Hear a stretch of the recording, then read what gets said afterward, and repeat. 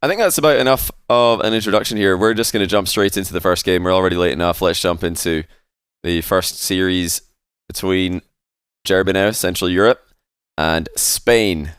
Expecting Central Europe to be the favourites today, by the way. I do have them winning. But up first, the teams have chosen Joreuz and AtomiK. So we're going to see AtomiK, the least experienced or least active ones player from Spain recently, against the mighty Joreuz. Definitely a favoured match there for Joreuz. However, don't underestimate AtomiK.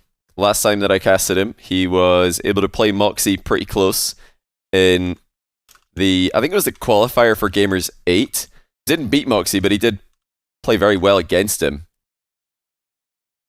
So I do think that AtomiK's got a chance in this matchup. And it's also worth noting that he is sitting, I think, top 25 in the ones leaderboard right now, something like that. He's got a bit of one's experience in the past to draw upon, so going to be interesting to see what exactly he goes for here against Joreuz, who's been very active recently and quite successful as well, winning the Pro Drops EU tournament. Now already Joreuz spots an opening to beat his opponent to the punch, puts himself up by 1 with a delicate 4-pinch. Shout out, by the way, to J Squared, who donated £205 to the prize pool. That's $250 to the prize pool at the start of today's stream. I'm going to be matching that donation. I'm going to be matching all the donations. Oh, the scoreboard's mismatched. Hold on a second. Let me flip that. But yeah, like I said, I'm going to be matching all the donations up until until that bar is filled. So that $250 donation from J Squared, I'm going to match it, and we're going to have so far just under $1,000 in the prize pool, I believe. Yeah, £405 will be roughly $500, and I'm going to double it. So we've got $1,000 for the winning team. They can split that however they want between the 3 players who do end up winning this event. Shout out J Squared. Really appreciate the support. I'm sure the ones players do as well. Still 16 thanks to 21-month Prime, and also 6-month Tier 1 from Sombra. And Adonaj E, thank you for the 8-month Prime. Appreciate the kind words. Oh my goodness, Joreuz is not messing around in game 1 here. Air dribbles up to the ceiling from defense, and then spikes the ball back to the bottom corner. That is bottom to top to bottom again from Joreuz. AtomiK not able to match him in the opening minute and 30 seconds. Is it 1v1 only? Yeah, this is 1v1 only today, so, well, 1v1 only for this whole tournament.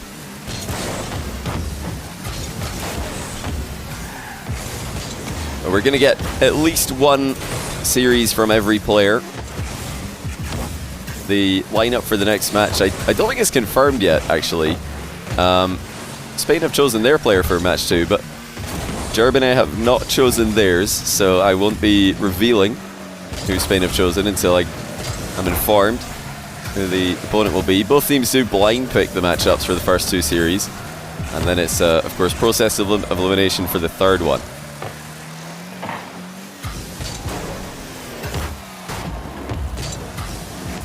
You should do same teams but 3v3.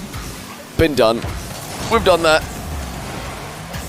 That's not the purpose of this event. The purpose of the event is to see which nation, or which amalgamation of nations in this case, that's the best ones team. That was almost a goal for AtomiK. If Joreuz went for a boost steal in that position, the ball would have been on target.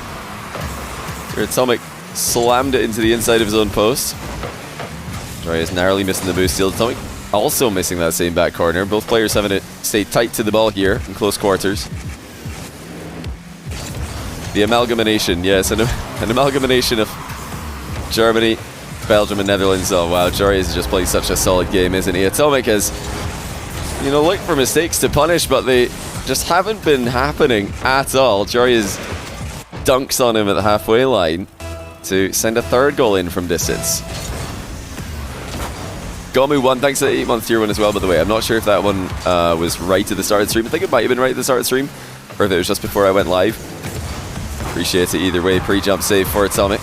Gives him his best chance of the game here. It's open, but he's missed the first shot. Has to double it in, and he misses the double as well. Joreuz is going to try and close him down and keep this clean sheet active. He's not going to, though. AtomiK walks it in. He does break. deadlock in this first game. Germany gonna take it all. Do you guys think Germany are the favourites on this side of the bracket? France are already waiting the semi-final with Moxie, Juicy and Monkey Moon. Saudi Arabia's A-team, I think, are going to be the clear favourites in most people's eyes, but on this side of the bracket, Germany might be the team most people are expecting to see make a run here, with Ato's recent success and Razier's, Joreuz both being... Well, Joreuz, I've got him just inside the top 10 right now, and Razier's just outside of it. Hold on a second here. Pedestrian defending from Joreuz at the near post allows AtomiK to get another goal. I mean, that was all too easy. Just a quick centre ball and a quick follow-up. Suddenly, the dominance Joreuz had in the first game looking a lot less impressive. In fact, AtomiK's going to get another chance on net here. Not an easy play to make, but he was able to get to the ball before Joreuz turned there. That's the key in these positions. Full volley, Joreuz denied by AtomiK again. AtomiK has looked like the man so far in this matchup. I've been relatively critical of Joreuz sometimes recently because he has been inconsistent. Although he's able to beat anyone on his day, he's not had those days as regularly as he used to. And AtomiK is a very, very solid player by the looks of things. Always has been. Oh, that's a big dunk move by Joreuz. 50-50 win. Gives him an open net, and he will double up his lead once again. Well, it's going pretty well for AtomiK until he ended up on the wrong side of that 50-50. Whoa! Oh my goodness. Well, there's another... There's another £400 to the prize pool thanks to Crowley504 Koreas. Thanks for the insane prize pool donations today, guys. That, I think, puts the prize pool to just under $2,000 after I'm done matching all of the donations that have come in so far. You can continue to donate if you so wish, by the way, chat, and anyone else watching on video. I'll be matching donations up until £1,250, and beyond that, all donations to my stream will also go to the prize pool to see how high you guys want to make it. But that's absolutely insane. Thank you so much again to J Squared and to Crowley and to everyone else who's donated to the prize pool before today. This will be a great Christmas present for the winners of this tournament. It really is the best Christmas present when you get to a certain age. Just money.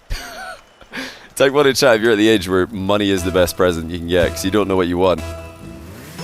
You can't go wrong with cash.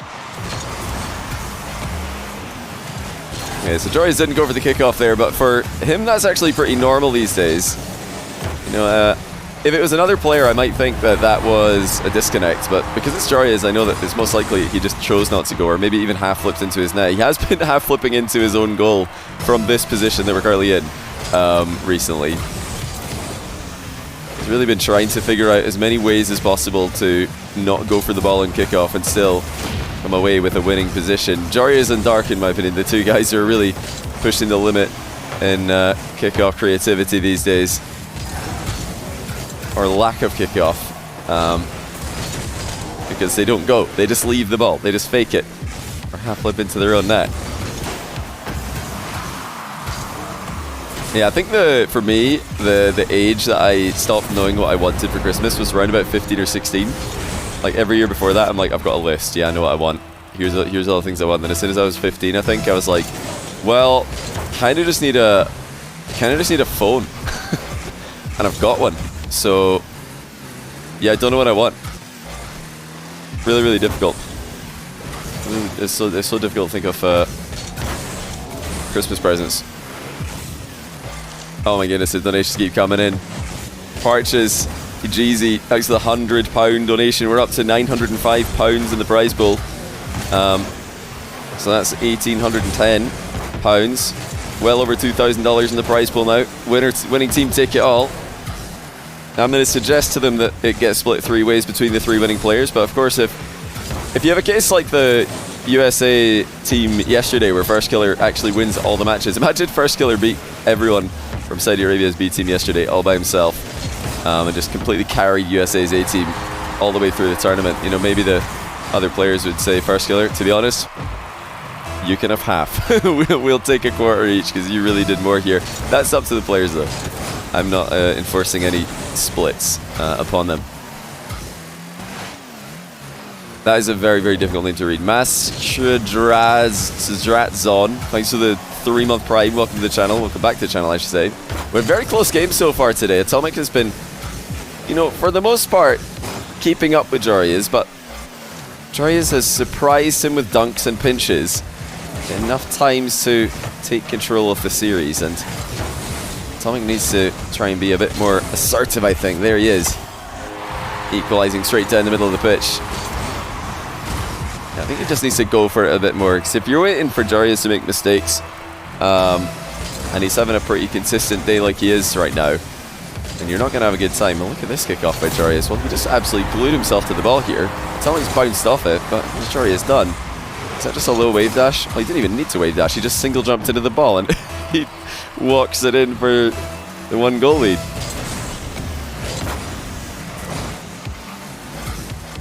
Joreuz looking to catch AtomiK. Running to grab boost at the wrong time. AtomiK not making that mistake. Well, looks like Joreuz wanted a sidewall double. He's still stretching out for it. Used all his boost and missed, but he was close enough that AtomiK had to back down. He wasn't sure if Joreuz is going to make contact on that one. Now, panic flip by Joreuz gives AtomiK an open net. Okay, well, there is a mistake. Yeah, Germany has 1 players from Germany, Belgium, and Netherlands. And now the reason for that is not because there are no other countries that have 1v1 players. It's because I was trying to kill 2 birds with 1 stone for this tournament. The main motivation for me trying to, you know, come up with a tournament basically in one day, you know, I got back from Rotterdam, and then I thought to myself, how do I get as many matches between the top 25 ones players at the moment in a 1-week window? And that's kind of where this happened. But I was thinking, you know, I've got to get Joreuz and Raziers and Atto in there because they've been so impressive in Europe recently. And those countries all do share a border, so that, no, they wouldn't qualify. If we did an official, like a real, you know, properly done World Cup in the future, Germany would not be a country. It would not be, because it isn't a country, it's not a nation. So they would have to all play with players from their own nations. Yeah, if you threw Germany or Netherlands or Belgium into the mix, I don't think they would be competitive, because this is an incredibly stacked lineup in this event. That's why we've got 2 USA and 2 KSA teams, because they're both nations with deep enough talent pools that they can have 2 world-class lineups. But there are plenty of other countries that have good 1v1 talent. Brazil is the biggest one. You know, the Brazil players right now are all in Brazil, as far as I'm aware, for Christmas and New Year, so they are not available to play. Oh, that's so unlucky for AtomiK. He just own goaled that. Joreuz missed the ceiling shot. It hit the bar, and a pre-jumping AtomiK has accidentally sent it into his own net. If he just waited there on the ground, he might have had a counter-attack. The ball was going to bounce pretty viciously into the ground, so I'm not sure how quickly the counter-attack would have been available to him, but still, very unfortunate position to be in. Yeah, South America, well, not South America, Brazil have Jan, they've got Card, they've got Bems, they've got Lost, they've got a lot of very good talent, they've got KV1. You know, these guys are all incredibly gifted ones players, so that would be a pretty scary team to go up against. One of the other teams in Europe that I'd love to see if we did this again, you know, they don't have a star player, so this format might not favour them, would be Italy, because they've got players like Hyder, Davuf, Dead Monster, Rama. I know all of you are thinking Cuxer. I've not seen Cuxer in the one scene for a while, so not sure he would be wanting to give it a go.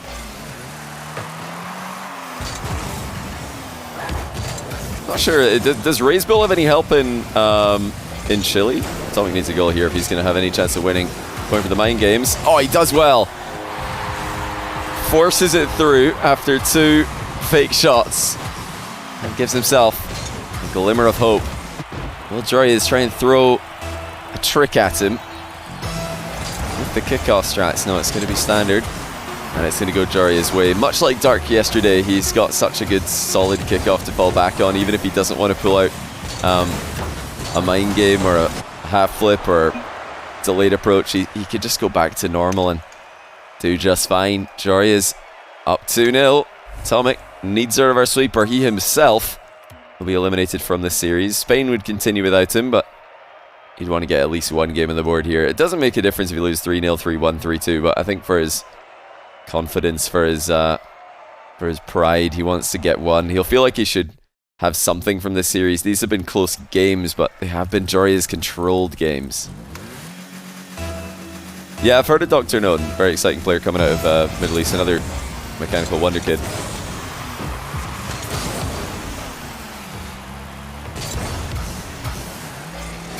Yeah, if Saudi Arabia and USA are only allowed one team each, I suppose you're probably going to be able to get a good team out of the Netherlands. I don't know how Oli's one's level is right now, but I'm sure he'd be pretty solid. His playstyle suits ones pretty well, and I'm sure I've seen Oli in the top 100 before. That's Joreuz's current 3v3 teammate, of course. Who else from the Netherlands? I know Flakes is somewhat active recently. Legendary Dutch player. Maybe that would be something worth making a comeback for. Yeah, of course, you got Jesse as well, but that wouldn't be fair. And, you know, Belgium also, Astral's got a 1v1 history, so if Astral decided to put a little bit of time into ones, I'm sure he'd be a monster once again. He's looked unbelievably in form for threes recently. Osselon as well, another Dutchman, another Dutch player. Though, yeah, there's a lot of Dutch players who have got ones experience. I just don't know what level they're at recently.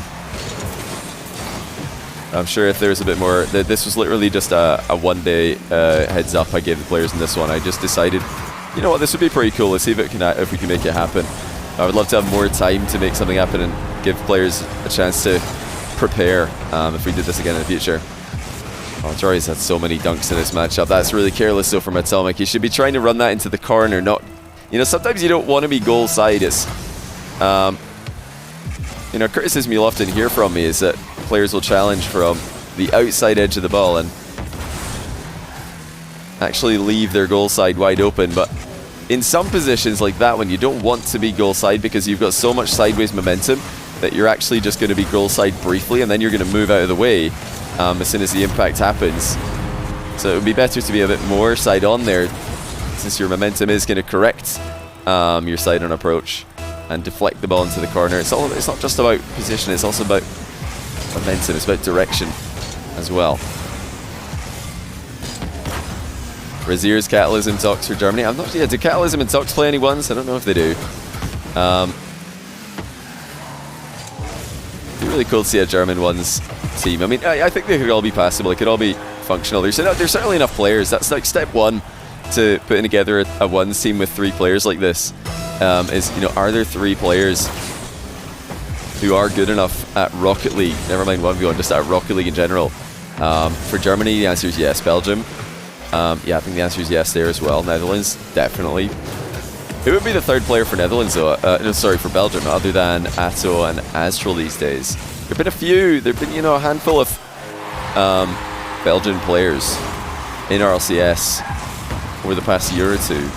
I don't know who right now is the clear 3rd best. Compact used to be making RLCS regionals. I don't think he is right now. Spider. Oh yeah, Spider's from Belgium, isn't he? Oh, that's an easy one then. Yeah, Spider actually is just a ones player, isn't he? Or he's predominantly a ones player. If it's a Spider I'm thinking of, there's a Spider with an I and a Spider with a Y. I always mix them up.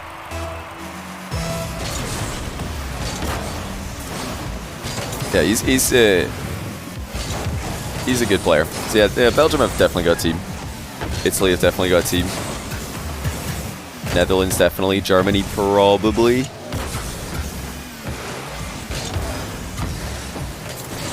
And surely Canada as well. Oh, that's a good play from AtomiK. Nice bump to put himself in front. Free flip into the bump there to knock Joreuz away from the ball. Germany got nobody. Well, like I said, it just depends on the same question. A lot of countries, a lot of teams will be asking is, do their 3v3 players play ones? Ivan is actually from Austria, he's not from Germany. Ivan is from a different country. Same country as Yukio. Yes, there are so many comments actually on the Reddit. I'll have to discuss this with you guys later. There's so many comments on the Reddit about this tournament, the Rocket League Esports subreddit. Remind me to bring that up again later. Right now, we're getting too close to the end of this game and potentially the end of the series if Joreuz can come back. So let's see exactly what's been happening here. Now, I wanted to see more assertion from AtomiK, and we definitely have seen that. Joreuz is relying on the ground game for now as his main source of pressure. He's got AtomiK backed up into a corner though, and now the air dribble comes in, the bump connects, and Joreuz is there to get one last touch as the ball crosses the line just in case. What about Portugal? I don't think Portugal got 3 high-level players right now. Might be wrong. It's just a Chronic, and I think Team Liquid's coach might be the second highest rated Portuguese player, unless you count Rise. I guess Rise, yeah, he's got 1 experience if he wanted to play for Portugal. Oh, it's a shame for AtomiK. He's ended up in a similar kind of position here. Oh, he really thought he was going to get that boost. That was so close. He really thought he was going to get that mid boost. Well, by flipping, he left himself with no chance of getting back to the ball. Yeah, Morocco as well, of course. You've got Drally. You've got Itachi. And forgetting, oh yeah, Nas as well. Nas is phenomenal. So Drally and Nas are beasts in ones. Drally, if he puts practice in. Maybe Drally will want to play for Canada though, you never know. Although Morocco wouldn't have a team without him, so you'd have to play there. You have to play ones for Morocco. Canada in the past has had so much top tier ones talent. You know, there's been some moments in North American ones history where Canada's been pretty much even with the United States. Thinking back to the Lethamer and Squishy eras, but it's been a while since that's been the case. Wait, what just happened? Joreuz has completely beamed an open net. He should be just fine though, because AtomiK's still boost starved, and he's got another one staring him in the face, and he doesn't miss this one. Well, it just seems like Joreuz has AtomiK's number. He's not been forced into an uncomfortable position at all. Again, half flipping on the kickoff. He just trusts himself in any circumstance to be sneaking in those kickoff strategies, and that should be the last chance of the game. Joreuz actually preferring the boost steal instead of the demo there. That will give AtomiK a chance to keep this up. Extremely difficult with no boost though. Joreuz is going to go for another one. He's going to keep the ball in the air, in fact, and prefer not to score. 3-0. Joreuz puts Germany in front and eliminates AtomiK from today's matchup.